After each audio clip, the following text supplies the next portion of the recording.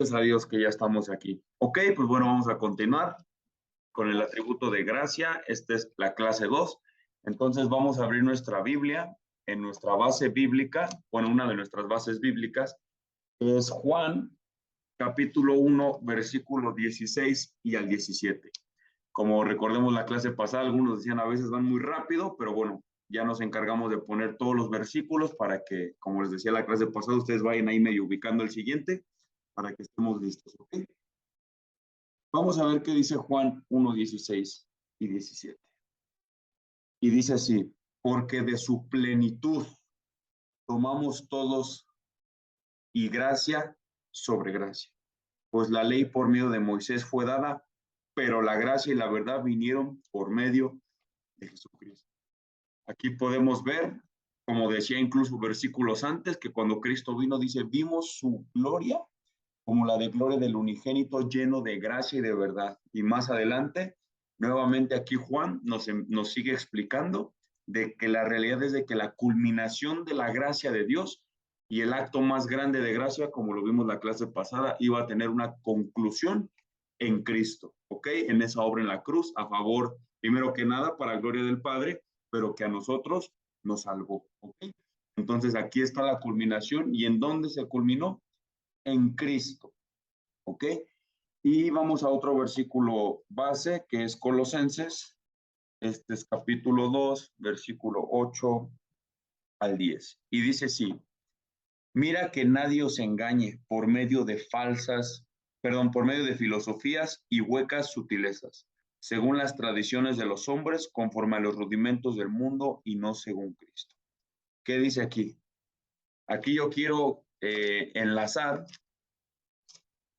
lo que dice Juan en los versículos que dijimos anteriormente. Dice que de su plenitud tomamos todos gracia y gracia sobre gracia. ¿Pero a qué se refiere esa plenitud? La plenitud de Cristo. ¿Qué tan pleno es Cristo? ¿Qué tan pleno es Dios encarnado? A final de cuentas, se dice el versículo 9 de Colosenses, porque en él, hablando de Cristo, habita corporalmente toda la plenitud de la deidad. Y si ven aquí en sus Biblias, la palabra deidad está escrita con D mayúscula, lo que hace referencia a Dios. Cuando estudiamos a Dios, recuerden que Él es asombroso e incomprensible. Entonces, eso no estaba separado de Cristo. En Cristo mismo habitaba la plenitud misma de Dios, porque Él mismo es Dios. Entonces, si estudiamos las primeras clases acerca de la santidad de Dios y sabemos que Dios no sabe dar nada como nosotros lo entendemos y que las cosas que Él hace son tres veces santas y separadas y diferentes de lo que vemos, imagínense la gracia que vino en la persona de Cristo. E independientemente de los milagros, independientemente de las obras que hizo, esa obra de la cruz. Y con esto tenemos que empezar a dimensionar poco a poco el nivel y plenitud de gracia de Dios manifestada en la persona de Cristo. ¿Ok? Entonces, vamos a comprender la gracia en un ámbito un poco práctico, pero a la vez teológico. ¿A qué me refiero con teológico? El conocimiento de Dios, ¿ok? ¿Qué es la voluntad de Dios, de su carácter y de su esencia, para que nosotros podamos ver de qué manera es la gracia? Pero para esto yo quiero primero que veamos cuál era el diseño de Dios originalmente. Aunque la Biblia específicamente no dice, mira, pues la voluntad de Dios en el diseño original era esto, no hay una lista, pero es bastante claro y esto lo vemos alrededor de toda la Biblia. Cuando dice la Biblia, la voluntad de Dios es vuestra santificación, la voluntad de Dios es esto, la voluntad de Dios es la otra. Pero vamos al diseño del hombre. Y como les digo, a pesar de que no están escritos estos puntos en la Biblia, pero a eso hacen alusión y puede que haya más, puede que haya menos, pero esta es la esencia misma de lo que el hombre tenía que hacer en un principio para que no existiera gracia, para que Dios no le tuviera que dar algo al hombre que él no mereciera, porque recordemos que al principio el hombre era perfecto, no había mancha, no había pecado en él. Entonces, el punto número uno era adorar a Dios. Ok, independientemente de una adoración, como lo dice hebreo, si no mal recuerdo, fruto de labios que confiesan su nombre. La adoración es todo lo que hacemos, nuestros pensamientos, nuestros actos, todo lo que hacemos, sea que comamos, sea que vamos, todo eso adora a Dios. Cómo amo a mi esposa, cómo amo a mi esposo, de qué manera trabajo, de qué manera sirvo en mi casa, todo eso glorifica a Dios y adora a Dios. El segundo era servir a Dios. Claro, ¿qué le dijo Dios al hombre? Vas a labrar la tierra, vas a hacer un trabajo, vas a cuidar del huerto. Y eso es un acto de servicio que el hombre ofrece a Dios para darle gloria, ¿ok? El otro, pues que es el más clásico, el famoso Shemar. Oye Israel, Shemar Israel. Nuestro Dios, Jehová, nuestro Dios, uno es, llamarás a Jehová tu Dios con todo tu corazón, con toda tu alma, un texto que todos nos conocemos. Ese es otro, un sentimiento que incluso en las entrañas mismas del hombre, incluso los mismos sentimientos adoraban a Dios. ¿Cuántos de nosotros no hemos sentido amor por una persona? ¿Y cómo se siente? En las emociones una satisfacción muy plena, una felicidad. Y todo eso acompañado de algo. Entonces imagínense la manera en que tal vez Adán experimentaba ese amor a Dios. Yo sé que muchos de nosotros hemos tenido a veces esos éxtasis de adoración, esos éxtasis de cuando estamos orando, cuando estamos sintiendo la presencia de Dios, que tú le dices, Dios, te amo, y es un te amo que te sale desde lo más profundo, ¿no? De tu ser, a pesar de que no es totalmente sincero. ¿Por qué? Porque estás en un cuerpo corrupto, un cuerpo que odia a Dios, una naturaleza que va en contra de Dios. Lleguen a imaginar cómo va a ser el nivel de amor cuando nosotros estemos con un cuerpo glorificado. Cómo ese éxtasis va a subir a un nivel incomprensible, ¿no? En todo aspecto.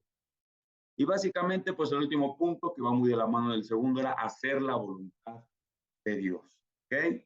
Obviamente, pues como el hombre pecó, ya Dios no especificó que el hombre tenía que hacer más para obedecer a Dios, pero bueno, es muy simple en la base del diseño, la institución del matrimonio, y eso lo vemos que nos lo explica Pablo, amar, servir, esto, lo otro. Ok, pero algo pasó, algo que todos sabemos, después de la caída el hombre perdió la esencia de ese plan. Totalmente se desvió, totalmente se desconectó, totalmente perdió esa conexión con Dios que le impedía, adivinen qué, adorar a Dios, que le impedía servir a Dios, que le impedía amar a Dios y le impedía hacer la voluntad de Dios. Y esta condición es la tuya y es la mía. Aún, aunque Dios mismo ya nos haya justificado, ya nos haya dado el don de creer, te voy a asegurar desde ahorita que nunca vas a llegar a adorar a Dios de la manera que Él merece. Nunca vas a llegar a servir a Dios de la manera que Él verdaderamente merece, mucho menos amarlo y mucho menos hacer su voluntad. ¿Por qué? Porque nosotros seguimos viviendo en el cuerpo después la caída. Entonces, aquí es donde entró la gracia, porque como vimos la clase pasada, pues el hombre ahora merecía todo lo contrario de Dios, todo lo que no eran bendiciones, todo lo que no era actos de servicio de Dios al hombre, como hablar con él directamente, perdió esa conexión, murió, entonces pues todo esto se fue a la basura.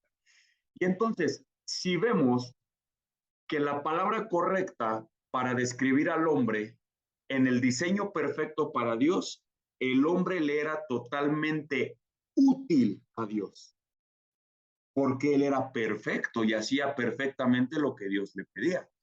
¿Y cuál sería lo contrario de útil? Inútil, ¿verdad? Y esto no es que yo esté sacándome palabras de la manga, esto lo dice Pablo a los romanos en su capítulo 3, versículo 12, dice, todos se desviaron. Como les digo ahorita, en cuanto pecó, pues todos perdieron la noción de hacia dónde iban. Unos se fueron para la idolatría, otros se fueron para la sodomía, otros se fueron para esto y todos se desviaron. Pero dice adelante, a unas se hicieron inútiles. Porque a veces la palabra inútil puede sonar, eres un inútil, ¿no? Pero o sea, si vemos a la etimología griega, simplemente es alguien que no es útil.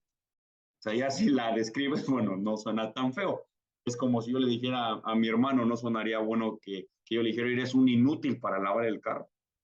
No, obviamente suena feo, cuando tal vez la palabra decía es que tú todavía no sabes lavar un carro, necesitas aprender más. pero si yo le digo eres un inútil, pues va a sonar feo, ¿no? ¿Por qué? Porque a eso hemos acostumbrado esa palabra. Pero aquí la palabra es literal. El hombre se volvió inútil para Dios. En pocas palabras, el hombre ya no le servía a Dios. Y Dios pudo simplemente haberlo desechado y ya no me sirves. Es la realidad. ¿Y qué pasó? No. Dios le dio otra oportunidad al hombre. Le dio una promesa de redención, le dio una promesa de gracia. Lo vistió y le dio otra oportunidad. Y es ahora sí, entra la palabra gracia, algo que no mereces de Dios, como era la clase pasada, un favor inmerecido o la capacidad que Dios tiene de dar algo sin recibir nada a cambio. Y desde ahí, pues como lo vimos igual la clase pasada, eso se vino a mostrar en la vida de cada hombre que hay en la Biblia. Y esto es un punto importante porque es impresionante, la verdad, de que yo a veces le he preguntado a cristianos, oye, ¿y en el Antiguo Testamento cómo se salvaba la gente? Muchos dicen, por las obras, por la ley, porque todavía no venía Cristo, entonces todavía no había fe en Cristo.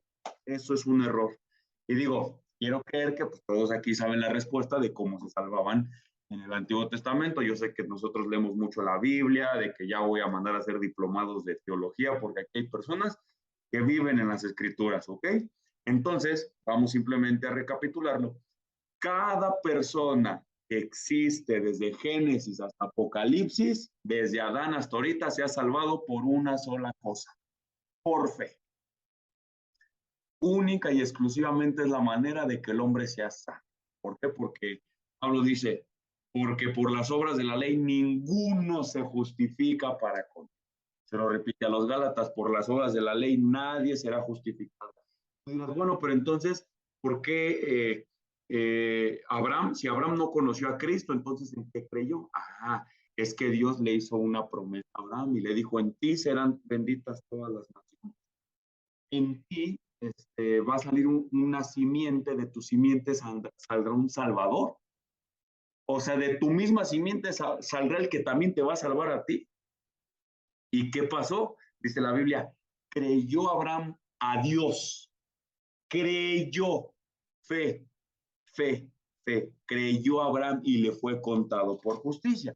Alguno quiere ver este ejemplo más a fondo, se encuentra en Romanos 4, si lo quiere leer en tu casa.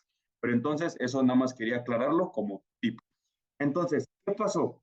El hombre imposibilitó su capacidad de servir, adorar, amar y hacer la voluntad de Dios. Entonces, después de esto, el hombre tiene la obligación de hacer estas cosas, porque no es como que diga, no, pues ya ni pude, no, pues ya ni modo, no.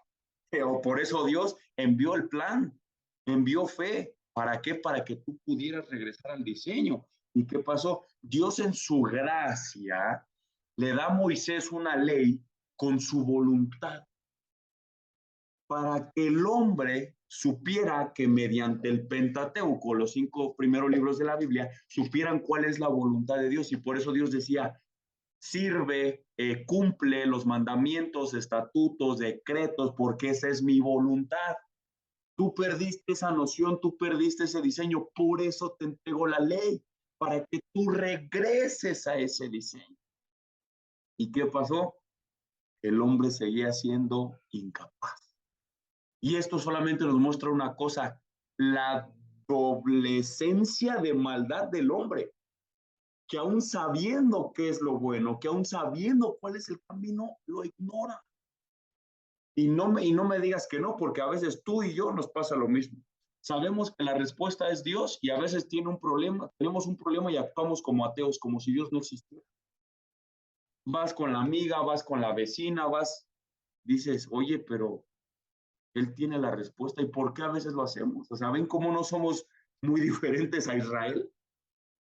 Somos muy parecidos, nos pasa lo mismo. Y entonces, ¿qué pasa? Se cumple lo que Dios dice, el intento del corazón del hombre es continuo el mal. Por eso tuvo que venir a hacer una obra que cubriera todos nuestros pecados y nos limpiara de todo. Porque toda nuestra vida es pecado, todos los días pecamos. Entonces, piensa, todos los días tú le das razones a Dios para que Él te mate. Y sin embargo, tú y yo estamos aquí vivitos y coleando. ¿Qué es? gracia. Gracia, ¿ok? Entonces, cuando pasó esto, pues Dios da la ley para que regresen al diseño. Pero entonces aquí pasa algo. Yo lo quise describir de esta manera, pero no es que la Biblia lo diga así, pero para entender un poco. Dios hizo un plan. El plan principalmente no es el hombre. Eso ténganlo muy claro, eso lo dice Ezequías, lo dice Jeremías. No lo hago por vosotros, oh casa de Israel, sino por causa de mi santo nombre. Eso es algo que no se nos debe olvidar. Dios hizo un plan que, digo, sonará feo, pero nos llevaba entre las patas. Y eso pues a nosotros nos salvó. Pero el plan original es por causa de su santo nombre. Porque su nombre sea glorificado y sea exaltado. Y si no me creen, ¿qué pasó cuando Moisés sube al monte Sinaí y ve que Israel ya están con el becerro de oro? Y que le dice Dios a Moisés, apártate porque los voy a fulminar en un momento. O saber, a Dios no, nada le costaba y Moisés intercedió por el pueblo. ¿Y qué pasa? Dice, no lo hagas, Dios, no los mates, porque si tú los matas, van a decir las otras naciones que sacaste a ese pueblo para matarlo. Tu reputación está en riesgo, tu santo nombre. Dios decide derramar nuevamente gracia y no darles lo que ellos merecen, porque sabía que esos pecados iban a ser pagados, pero también obviamente entre el amor que Dios le tenía a su pueblo, pero antes que él amara a su pueblo, él se amaba a sí mismo. ¿Por qué? Porque como lo vamos a ver en otra clase, Dios tiene un atributo que es sorprendentemente increíble y que muy pocos lo conocen, aceidad. La aceidad es el atributo de Dios que hace que él no dependa de nada. Como, bueno, por ponerles un pequeño ejemplo, a mí quítame el oxígeno y me muero, yo dependo del oxígeno. A mí quítame la comida y yo me muero en 2, 3 días, yo dependo, pero Dios no depende de nadie. Él ha sido eterno, no siempre ha estado el hombre y sin embargo Dios siempre ha estado. Aceidad, ¿ok? Entonces eso también tenemos que tenerlo en cuenta. Dios no los mata y derrama gracia, pero en ese plan que Dios hizo, en su gracia quiso incluir al hombre como lo que estoy haciendo yo ahorita. Entonces, el diseño no es que haya tenido un cambio, sino que tuvo una pequeña variación de perspectiva. Ahora nosotros, aparte de adorar, servir, amar y hacer la voluntad de Dios, que es en lo que nos tenemos que esforzar día a día, hay una nueva línea que se agrega y es hacer que su reino avance. Su reino, no el nuestro. ¿Y cuál es ese reino? En pocas palabras, id y predicar el evangelio a todas las naciones. ¿Se dan cuenta? Dios en su obra llamada la gloria de Dios, Él quiso que nosotros fuéramos partícipes, pero para el diseño original, para que Él recibiera la gloria. Entonces, esa es otra de nuestras tareas que se agregó al momento que el hombre cayó.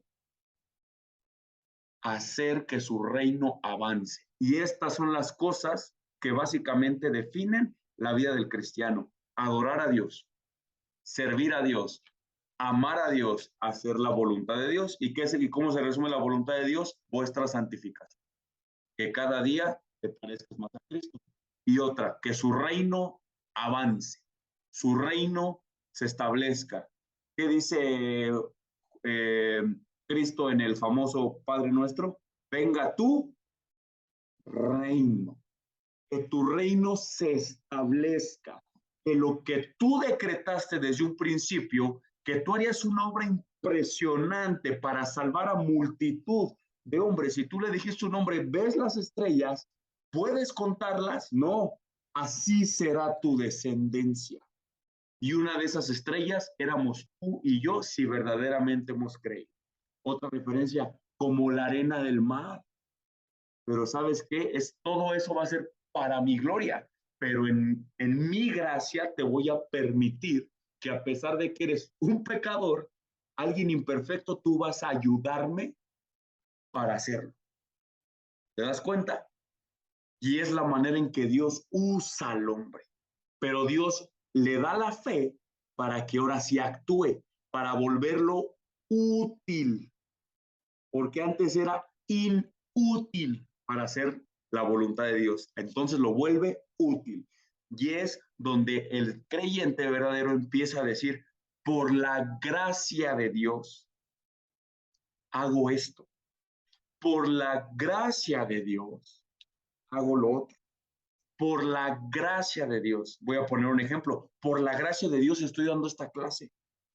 ¿Por qué? Porque yo reconozco que en mi posibilidad, en mi carne, diría yo mejor ahorita estaría dormido. No, yo mejor ahorita, ay, que tengo que estar hablando con ellos. Eso es lo que dice mi maldad, mi diseño después de la caída. Pero ahora, como ya tengo el don que primero Dios me dio de creer, ahora sí actúo. Pero ahora todo lo que yo llegue a hacer para Dios es por su gracia, porque Él me da nuevos sentimientos, nuevos anhelos, me da un nuevo corazón y ahora sí anhela, desea servir. Y eso es por gracia. Entonces, espero que se esté entendiendo el ejemplo. Entonces, la obra y el plan de Dios es la meta, ¿ok? No tus sueños, no tus anhelos, no tus pensamientos, no, el diseño de Dios, el plan de Dios. Y es donde aplica, busca el reino, busca ese plan, busca que su reino avance, date cuenta, busca primero el reino, que su reino se establezca en mi familia, que su reino se establezca en mi trabajo, su reino se establezca en mi escuela, en cualquier parte que tú estés. ¿Y cómo se establece el reino de Dios? Predica el evangelio para que más personas oigan, para que más personas vengan. Y digan, ella hay un plan asombroso del que tú puedes ser parte si crees verdaderamente. Ven y forma parte del coro incontable que vio Juan. ¿Te das cuenta cómo ese es el reino? Y eso es básicamente lo que comprende el cristianismo desde los apóstoles. Y eso sigue vigente el día de hoy. Y tenemos que volver a ese diseño. Porque el diseño se ha distorsionado y no, ahora el diseño es una comodidad en la iglesia. Ahora el diseño es un cristianismo light. Nada, tú no te preocupes por predicar, no, tú preocúpate por más likes, preocúpate por una mejor imagen, preocúpate por más trabajo, preocúpate por... No, se ha perdido el diseño. Hay algunas prédicas hoy que parecen más charlas motivacionales que la predicación fiel de la palabra. Ese diseño se está perdiendo. Y cuando Cristo dice, ve y predica el evangelio, es ve y háblales de mí. Eso es básicamente lo que Cristo dijo, porque en el evangelio Cristo es el corazón mismo. Cristo es la gracia misma. Entonces por eso dice, ve y predícalo. Pero a veces hoy hemos torcido ese evangelio y ahora el centro es el hombre.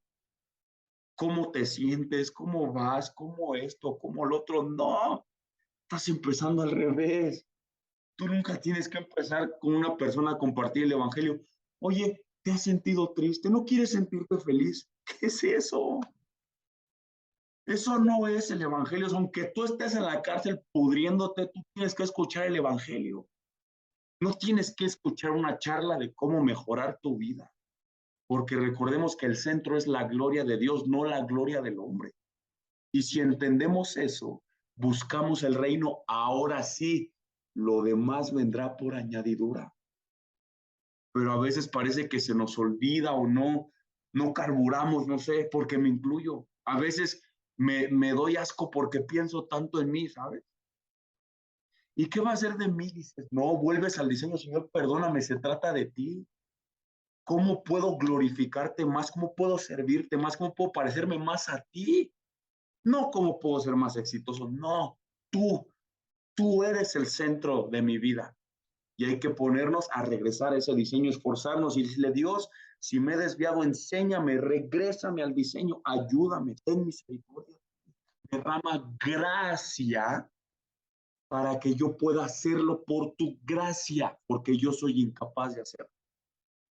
Y si les pudiera dar un consejo, nunca dejen de pedirle gracia a Dios, porque como dijo el apóstol Y hago, Pedro, si no mal recuerdo, al final de su carta, antes creced en la gracia y en el conocimiento de Dios. Así termina su carta. No dice antes bien, crezcan económicamente y sentimentalmente, no, en la gracia y en el conocimiento. Y esas dos cosas van totalmente de la mano, porque ¿dónde hallamos la gracia? En la Biblia, pero primero hay que conocerla para crecer en gracia. ¿Okay?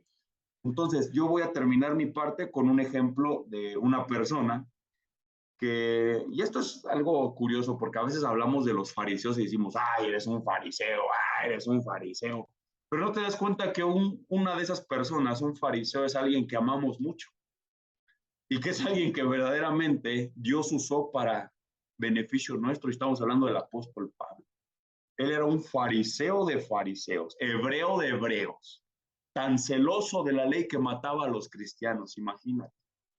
Si Pablo no estuviera convertido hoy en día y te lo encuentras en la calle, él te mata. Pero no, sin embargo, por su gracia, él ahora Dios le dio un nuevo corazón, un nuevo anhelo y él empezó a servir a Dios por su gracia. Y eso pues básicamente vamos a decir es que vámonos a la parte más lógica. Así ya la parte más lógica. Tú podrías padecer sufrimientos como los de Pablo, como ser apedreado, y que incluso dice que cuando lo sacaron de la ciudad pensaron que ya estaba muerto. Azotes, naufragios, cárceles, hambres, desnudez, amenazas de muerte. Tú podrías, humanamente, piénsalo, ahorita deja tantito, humanamente podrías ser capaz de soportar todo eso por desconocidos, por personas que ni conoces en tu vida. Ese es, yo no he conocido a ninguna persona y dudo mucho que haya existido una persona que por desconocidos esté al borde de arriesgar su vida. Entonces Pablo sí lo hacía y decía, todo lo soporto por amor a los elegidos. Pero decimos, es que humanamente es incapaz que alguien se la juegue tanto. ¿Qué cosa había en Pablo que le permitía hacer eso y más? A tal grado de que al último, él dijo, yo ya estoy para ser sacrificado. Se imagínate, a Pablo ya le habían dicho, Pablo, tú el día tal te vamos a matar. Pablo ya sabía, ¿qué hubiéramos hecho cualquiera? Ay, no, deja hago mi testamento, no, deja hago lo otro, no, pero no le he hablado a mi abuelita, no. Y Pablo le escribe a Timoteo de una manera impresionante. Dice, he guardado la fe, he peleado la buena batalla. Pablo con una convicción impresionante hasta sus últimos días. Y cuando le dice, tráeme los pergaminos, Pablo hasta el último minuto de su vida lo quería gastar leyendo este libro. Imagínate, ¿por qué? Pues eso es sobrenatural, o sea, nadie lo haría en su sano juicio. ¿Qué pasó? ¿Qué encontró Pablo? ¿Quién encontró a Pablo? Recordemos cuando vimos lo de justicia, el sistema de valores de Pablo, que se fue y se creó uno nuevo en el momento que él tuvo un encuentro con Cristo rumbo a Damasco. Eso fue lo que cambió todo. Entonces, vamos a ver un pequeño ejemplo en Romanos 7. Bueno, con esto estaría concluyendo. Para entender un poquito, solo un poquito de por qué Pablo seguía de pie, por qué Pablo seguía de pie. Romanos 7, y esto básicamente va a resumir todo lo que ahorita les dije, de cómo el hombre es incapaz de hacer la voluntad de Dios, cómo lo puede hacer y qué lo mantuvo firme, ¿ok? Y Pablo describe su misma naturaleza a pesar de que él mismo se consideraba irreprensible en cuanto a la ley. Y podemos verlo en su currículum, que le escribe a los filipenses, y decimos, no manches, Pablo, o sea, ¿cómo tú mismo te puedes denominar así? Y vamos a verlo. Pablo 7, perdón, Romanos 7, versículo 14. ¿Okay? Dice, porque sabemos que la ley es espiritual, ¿ok? La ley es buena, la ley es totalmente perfecta porque vino el ser más perfecto del universo. Dice, mas yo soy carnal. Vean esa primera distinción, la ley es espiritual, pero yo soy carnal, soy vendido al pecado. Imagínate, Pablo mismo se denominaba una persona vendida al pecado. Dice, porque lo que hago no lo entiendo, pues no hago lo que quiero, sino lo que aborrezco, eso hago. O sea, ve Pablo cómo está haciendo lo que yo les dije. El hombre es incapaz de hacer la voluntad de Dios perfectamente. Y si vemos la vida de Pablo, dices, oye, Pablo, escribiste casi la mitad del Nuevo Testamento. Y tú decías, lo que quiero hacer no lo hago, pues entonces, ¿qué querías hacer? Como para decir, ya ahora sí estoy haciendo lo que estoy haciendo. Y sufriste apedreadas, golpes, todo, por amor a Dios y dices que no haces lo que quieres.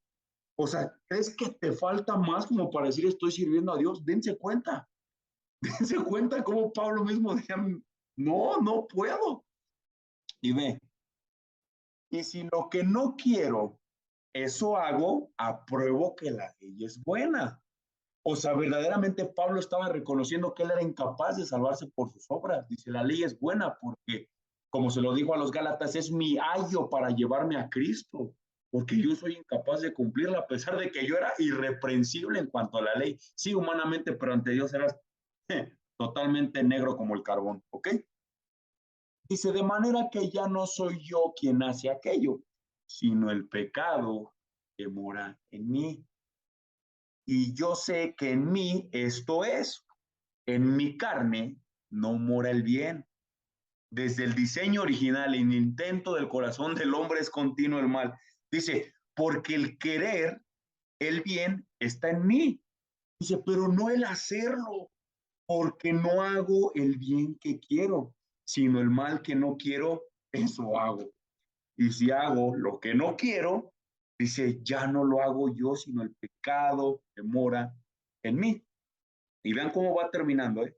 Así que, queriendo yo hacer el bien, hallo esta ley, que el mal está en mí, porque según el hombre interior, me deleito en la ley de Dios, pero veo otra ley en mis miembros, mi cuerpo corrupto, mi corazón, mi mente, ese diseño que se torció desde un principio a través del pecado, que se revela contra la ley de mi mente.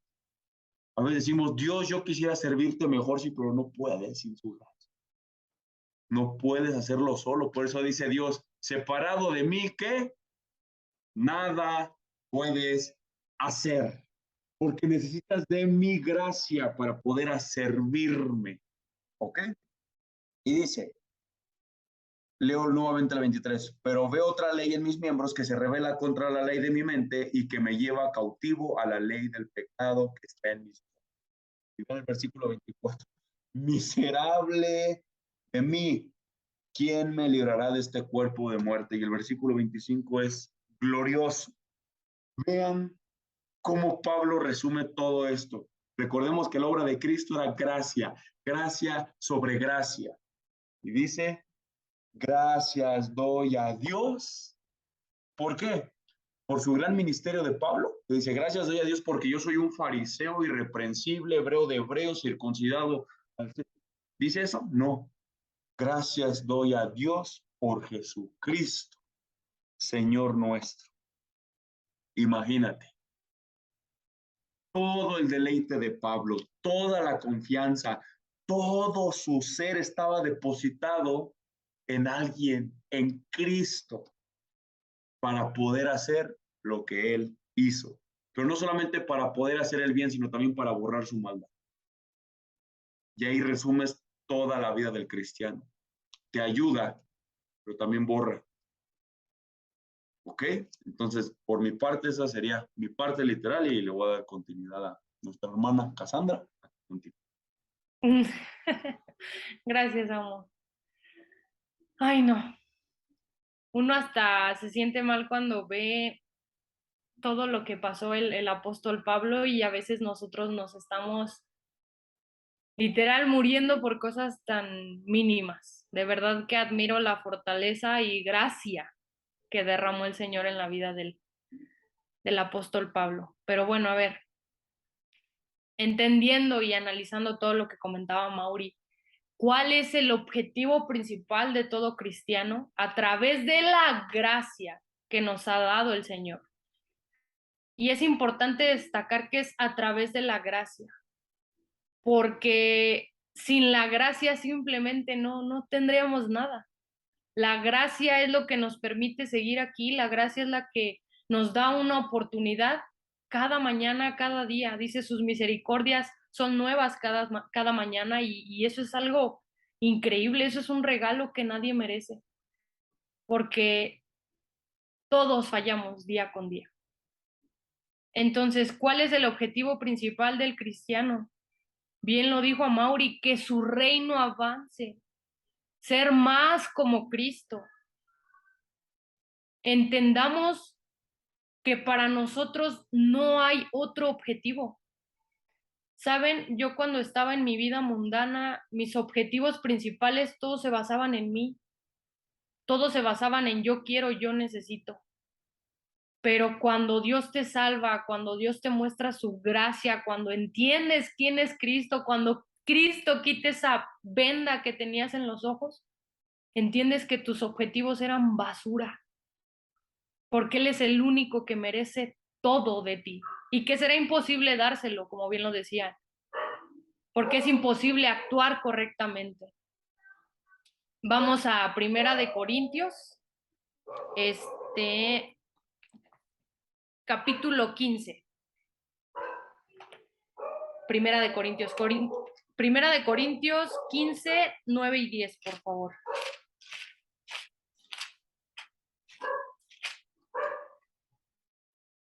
Dice 15, 9 y 10. Porque yo soy el más pequeño de los apóstoles. Esto lo está diciendo Pablo. Que no soy digno de ser llamado apóstol. ¿Por qué? Porque perseguía la iglesia de Dios. Aquí está hablando Pablo de su pasado. Él era un asesino de cristianos, asesino de los seguidores de Cristo. Dice, pero por la gracia de Dios soy lo que soy. Y su gracia no ha sido en vano para conmigo. Antes he trabajado más que todos ellos, pero no yo, sino la gracia de Dios conmigo. Y vamos a empezar con un punto. En el versículo número 9 habla de que Él no es digno.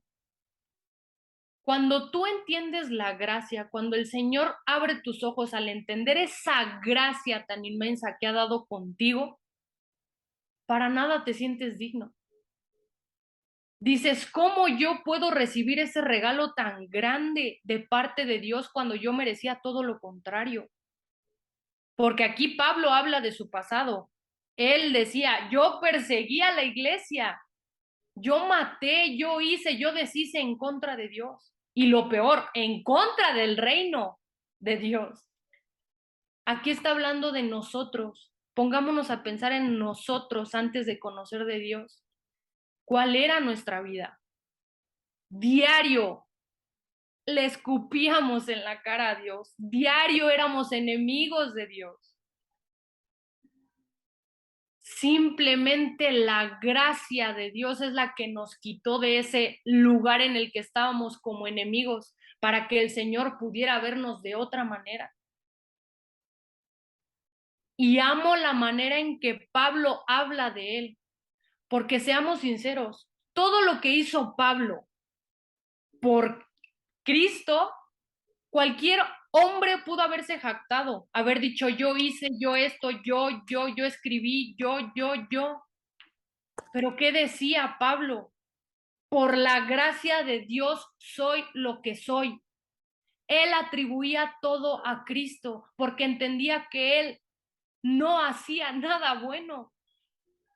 Yo creo que todo cristiano pasa por el versículo que comentaba hace ratito a Mauri, miserable de mí.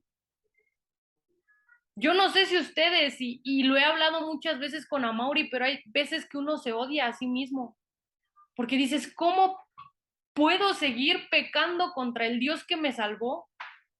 ¿Cómo puedo seguir haciendo esto en contra del Dios que ha derramado gracia a mi vida? Pero entiendes que no es por ti, que es por Cristo, por su gracia. Y me encanta cómo continúa Pablo, y su gracia no ha sido en vano para conmigo. Aquí se habla de un esfuerzo claramente. Antes he trabajado más que todos ellos, pero no yo, sino la gracia de Dios conmigo.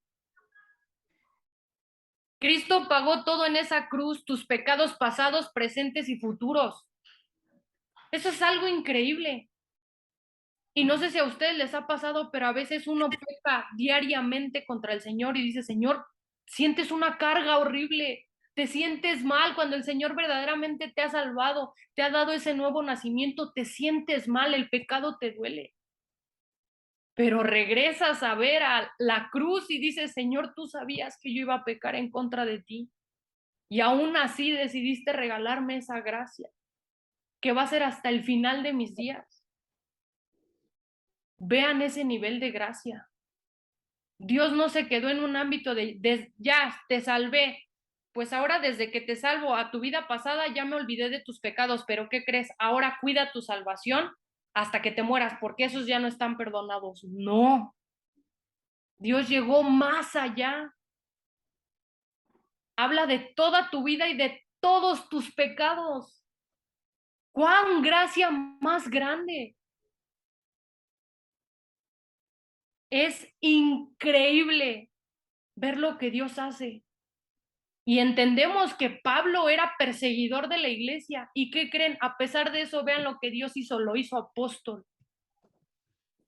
A pesar de eso, vean de qué manera utilizó al apóstol Pablo para su reino. Por Pablo, los gentiles, que somos todos nosotros, miren, tenemos el evangelio. Por Pablo, en un ámbito de que Dios lo usó. A Mauri dijo algo que dice literal la palabra, eran inútiles. Pablo era inútil antes de su conversión, pero vean de qué manera Dios lo hizo útil para su reino. Por su gracia, por utilizar a Pablo para traer a los gentiles, estamos aquí. El evangelio se hizo algo mundial y no solamente para el pueblo de Israel. Vean ahí también el nivel de gracia. Nosotros no estábamos en ese plan. Nosotros no éramos de Israel, o aquí hay alguien nacido en Israel que sea judío, no lo creo. Simple gracia que el Señor te quiso alcanzar a través de su glorioso evangelio. A veces, de verdad que no entiendo el por qué yo, y me duele el saber que por qué yo, cuando ves a mejores personas tal vez que pudieron haber sido salvas. Pero ¿qué ves? Gracia, sobre gracia, sobre gracia. ¿Cómo utilizas ahora la gracia de Dios cuando entiendes lo que Dios ha dado? Mucha gente cuando sabe que Dios le ha salvado, entre comillas, porque a ellos me atrevería a llamarles que no son cristianos porque no han entendido el verdadero significado de la gracia, porque lo utilizan para cosas malas, para llenarse a ellos, para ser más exitosos, para esto, para el otro. Y les voy a contar de algo cuando yo empezaba en el camino del Señor. Muchos de ustedes saben que yo tal vez estaba en redes sociales, que yo era influencer. A mí me conocían en YouTube y esto y el otro. ¿Y saben a qué punto llegué a hablar? Que yo mi trabajo lo hacía para la gloria de Dios. Cuando internamente la maldad que había en mí lo hacía para mi vana gloria, para que siguieran reconociendo a Cassandra. Pero ¿qué creen? Por la gracia de Dios, el Señor me disciplinó y me dijo, entiende que no eres tú, entiende que soy yo el que debe de ser exaltado, entiende que debo de ser yo el que brille en tu vida, no Cassandra. Nadie quiere ver a Cassandra. Y cuando Dios me hizo entender quién era yo y quién era Dios, dije, Señor, perdóname. ¿Quién soy yo para querer levantarme o vanagloriarme? Yo soy lo peor de lo peor. Ahora cuando alguien llega a decirte, wow, Cassandra, wow, esto, dices, yo no hice nada. No puedes atribuirte nada porque sabes que es la gracia de Dios la que te hace actuar así, el que te hace ser así, el que te permite en estos momentos hablar. acerca de Dios no eres tú. Todo es por Dios y para Dios. Entendemos que éramos enemigos de Dios, pero su gracia nos permite ya no serlo. Vean lo que dice Tito 2:11.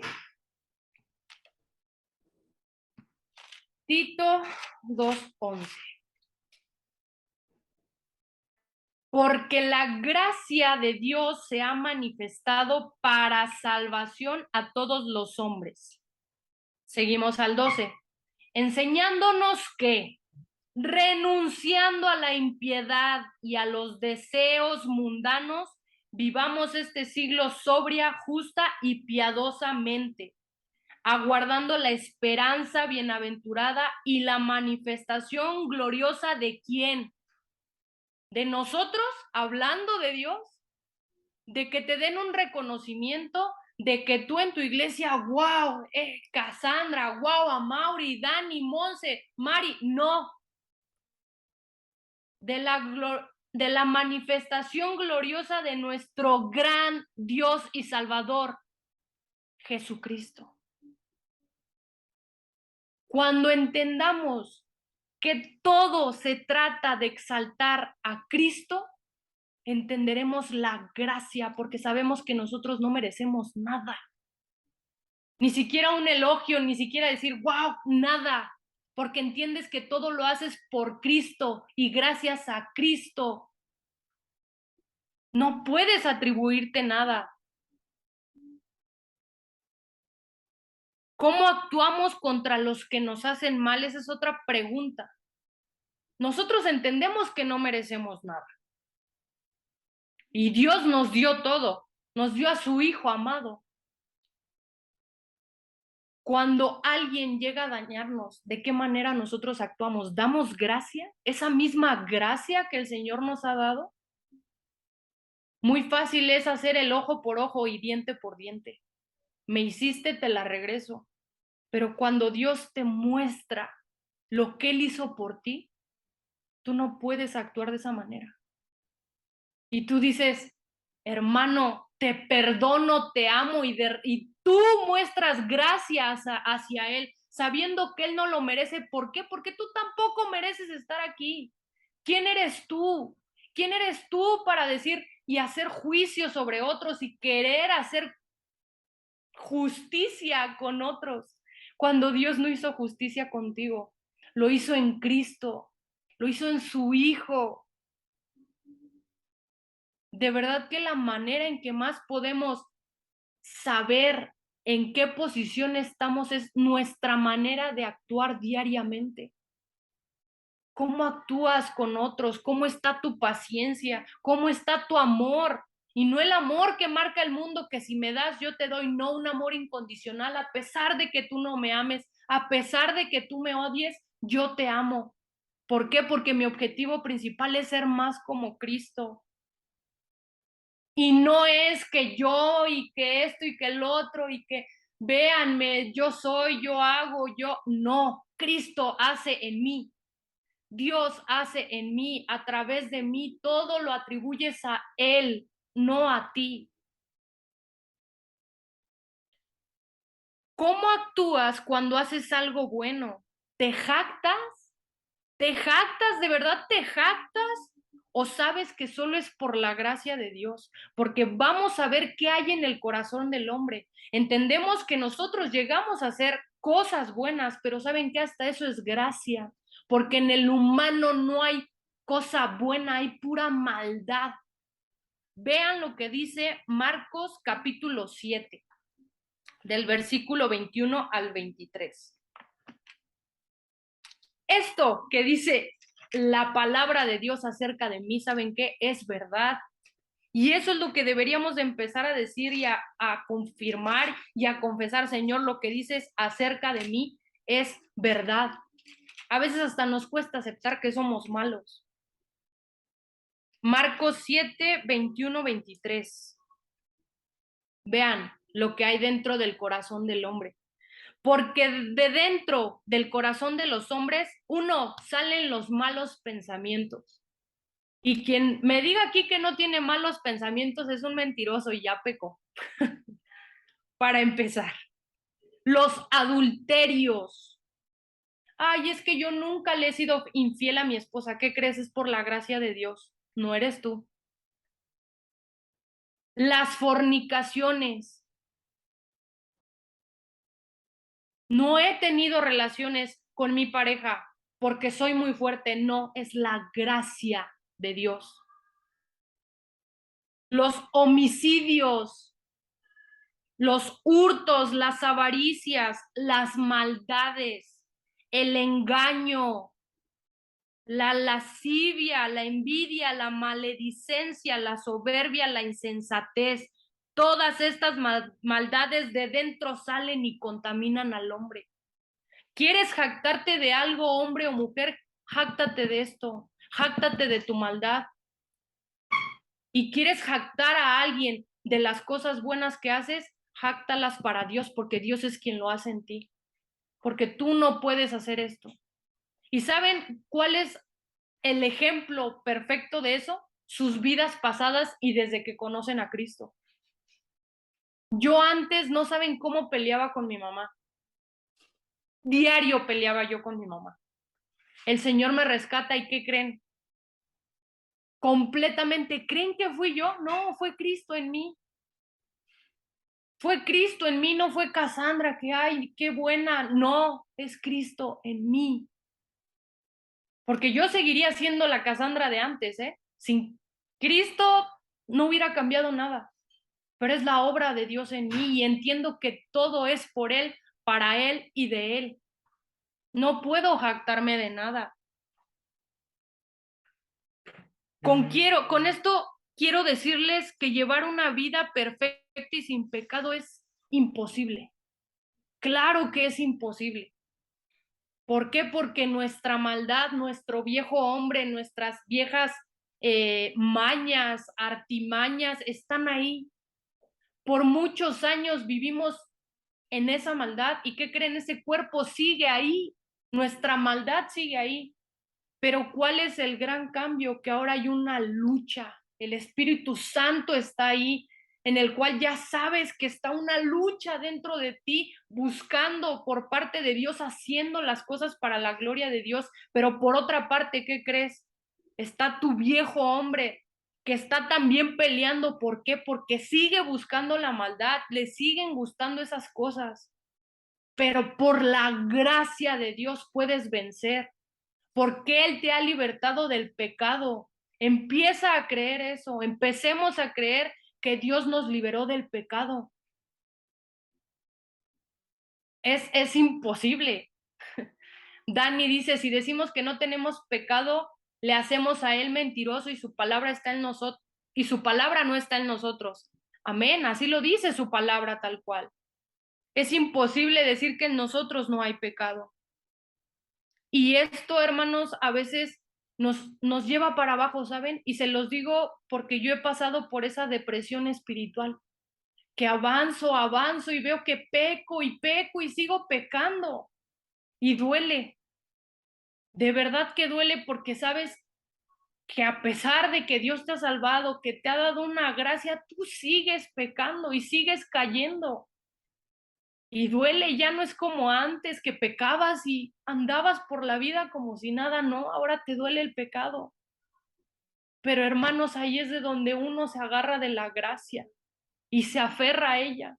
Y te aferras a las promesas y a la integridad de Dios, porque Él no es igual que nosotros.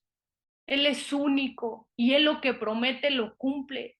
Y si Él dijo, yo he perdonado todos tus pecados desde antes de que te salvara hasta el día en que tú mueras, así es. Esa yo creo que va a ser nuestra fortaleza de cada día en el cristiano, la gracia de Dios en nosotros.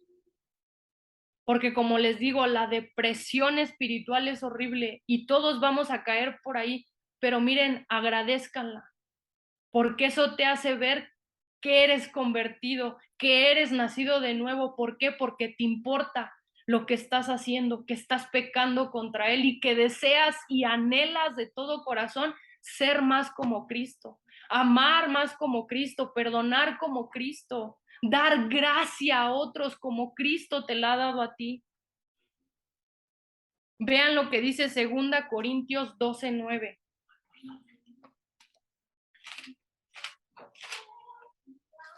Segunda Corintios 12:9. Aquí este es glorioso. Estos versículos habla acerca de un ámbito en el que tú como cristiano ya no puedes. Dice, Señor, todos los días peco contra ti, todos los días te fallo, todos los días hago lo malo, me recuerdas mi maldad, me recuerdas quién soy. ¿Y qué te dice el Señor? Bástate mi gracia, porque mi poder se perfecciona en la debilidad. Ahora a los cristianos les da pena decir que no pueden.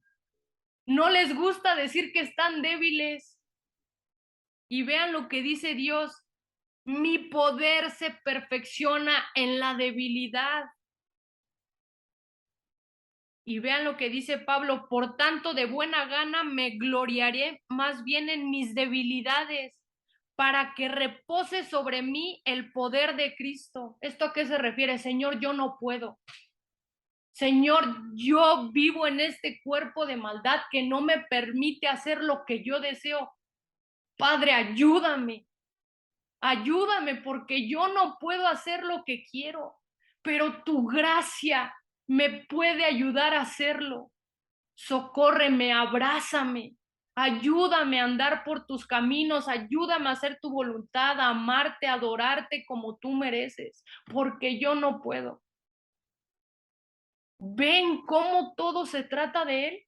Ni siquiera para amarle, ni siquiera para adorarle, ni siquiera para eso nosotros podemos hacerlo solos, porque nuestra maldad es tan grande ante ese Dios santo, santo, santo. Pero esto es glorioso, bástate mi gracia. ¿Qué te dice? Yo sé, hijo, que tú no puedes. Yo sé que no eres capaz porque tu cuerpo está caído, tu cuerpo es maldad pura, pero bástate en mi gracia, en lo que yo hice en esa cruz, en que yo te salvé, en que yo hice todo lo que tú no podías hacer. Bástate en ello, gózate en ello, gózate en que yo te di salvación a pesar de lo que eres. Bástate en mi gracia. Y nunca crean que el cristiano débil es algo malo de exponer, al contrario. ¿Saben yo cuándo más he visto la fuerza y la gracia y el amor de Dios? En las aflicciones, en los momentos malos, en los días malos.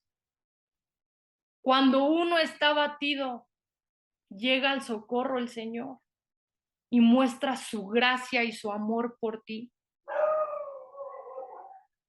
Concluyendo con todo esto, ¿cuál creen que es la mayor meta de nosotros?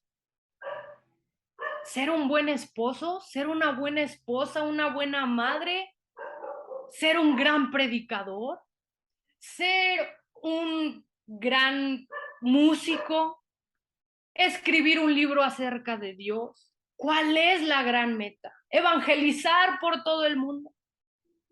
No. La gran meta del cristiano es ver un día en su trono a nuestro Señor Jesucristo. Esa es nuestra única y gloriosa meta, poder verle, estar con Él, que nos dé acceso a su trono, a su reino del cual nos permite, ahora que somos salvos, a través de nosotros que su reino avance, nos usa. ¿Y cuál es nuestra meta? Llegar a ese reino, llegar y verle. No hay otra meta del cristiano. En la tierra sí hay una meta. ¿Cuál es? Ser más como Cristo. Pero la meta final del cristiano, ¿cuál es? Ver a Cristo sentado en su trono y que te diga, entra en mi reino, siervo fiel. Vamos a ver qué dice Mateo 25. Hay dos respuestas que te puede dar el Señor cuando estés frente a Él. Hay solo dos respuestas. Mateo 25. Vamos a leer primero el versículo 21,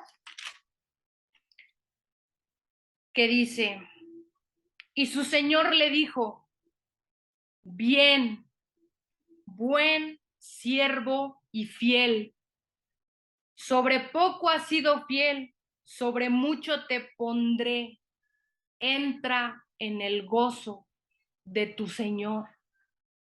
Esa es la meta de todo cristiano, ese es el deseo y el anhelo de todo cristiano.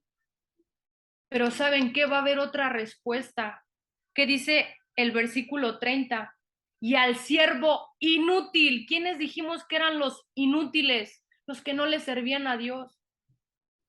Los cuales no habían sido salvados, los cuales no habían tenido ese nuevo nacimiento porque hacían todo lo contrario a Dios. ¿Qué dice? Y al siervo inútil, echadle en las tinieblas de afuera. Allí será el lloro y el crujir de dientes. No hay otro. En Dios no hay intermedios, en Dios no hay un ámbito de te quedas aquí un ratito y decido para dónde te vas, no. Le llaman, creo, el purgatorio los católicos, ¿no? No hay purgatorio. O te vas al cielo o te vas al infierno, o entras al reino de Dios o eres desechado del reino de Dios. No hay otra salida, no hay otra entrada, no hay nada más y todo es por gracia. Es increíble y es triste también ver lo que ahora pasa en las iglesias, hermanos, de que uno se enfoca más en cómo puede servir a la iglesia, qué puede hacer en la iglesia, que se está enfocando más en un ámbito de yo quiero predicar, yo quiero hacer esto, que me vean, yo. Si ese es tu enfoque, ve, arrodíllate al Señor y pídele perdón. Porque si tú deseas estar frente a una multitud, ¿para qué es? Pregúntate. ¿Para que el Señor sea exaltado o para que yo sea exaltado? Ruega al Señor que te muestre lo que es la verdadera gracia. Ruega al Señor que te muestre y te permita ver la gracia que ha derramado a tu vida. Y específicamente en esa cruz, que ahí es donde la gracia de Dios fue revelada al 100% porque fue un regalo inmerecido. Nosotros merecíamos la muerte, nosotros merecíamos lo segundo que leímos, ir al infierno, sin Dios, sin una esperanza, sin una oportunidad, sin nada. Pero Dios en su gracia decidió regalarnos a su Hijo. En su gracia eligió a algunos. En su gracia a algunos le veremos. Y deseo y ruego de todo corazón que a todos los que estamos aquí estemos ahí adorando al Señor juntos. Y si dudas acerca de tu salvación, ruégale al Señor que te salve. Es lo único que tú puedes hacer, rogar a Él porque Él la da. Nadie puede decir, ay, yo hoy decido que el Señor entre en mi corazón y yo le doy entrada al Señor Jesucristo. No. Todo es Dios. Siempre que vayas a leer la Biblia, siempre que alguien te hable acerca de Dios, ve su manera de hablar y si está exaltando a Dios o si se está exaltando a Él, porque al fin y al cabo siempre y todo se enfoca en Dios, en quién es Él, no el hombre. Me encanta, Mauri, una alusión que da. El Evangelio es una película y ¿sabes quién es el protagonista? No es Cassandra, no es Amaury, no es nadie, es Cristo y tú sabes dónde estás, hasta atrás. Por eso la gloria la merece Él, la honra la merece Él. Y también hay que tener mucho cuidado porque a veces la gracia la utilizas de otra manera. Y aquí es donde Amaury va a cerrar esta presentación mostrándoles de qué manera también la gracia puede ser utilizada y la cual Dios no marca que sea así. Si la gracia te la da es para que a Él le des gloria, a Él le des honra y a Él le sirvas. Listo, amor. Ahora sí que te doy entrada. Justamente ahorita reflexionando en todo bueno, Cassandra nos decía, más bien Dios, porque nosotros no somos capaces ni de hablar su palabra si Él no nos usa. Recuerdo cuando Jesús está hablando con sus apóstoles, imagínate. No está hablando con un líder de alabanza, no está hablando ahí con el que limpia los baños, está hablando con sus apóstoles. Y vean cómo les resume todo lo que los apóstoles llegaron a hacer, morir martirizados, hacer milagros, hacer esto, hacer lo otro, y les dice, así también ustedes, cuando hayan hecho todo lo que le ha sido ordenado, decid. Esto es algo que tiene que describir a los cristianos, yo el primero de todos. Siervos inútiles somos, pues debíamos hacer lo que debíamos hacer, eso hicimos. Simple y sencillamente es lo que yo en mi vida considero cuando yo llego a servir a Dios, siervo inútil soy. En mí no está el hacerlo, todo lo contrario, en mí está el no hacerlo, pero lo hago por la gracia que Él me derramó. Entonces yo nada más soy un instrumento inútil que Dios utiliza. Y eso pues, a los mismos apóstoles se los dijo. Siervos inútiles son. Y respondiendo a la pregunta de Cassandra, de la gracia, ¿cómo no se debe utilizar? Voy a leer estos dos pasajes y les voy a resumir en una frase, en pocas palabras, cómo no se usa la gracia. Vamos a Romanos, capítulo 6, versículo 1 y 2.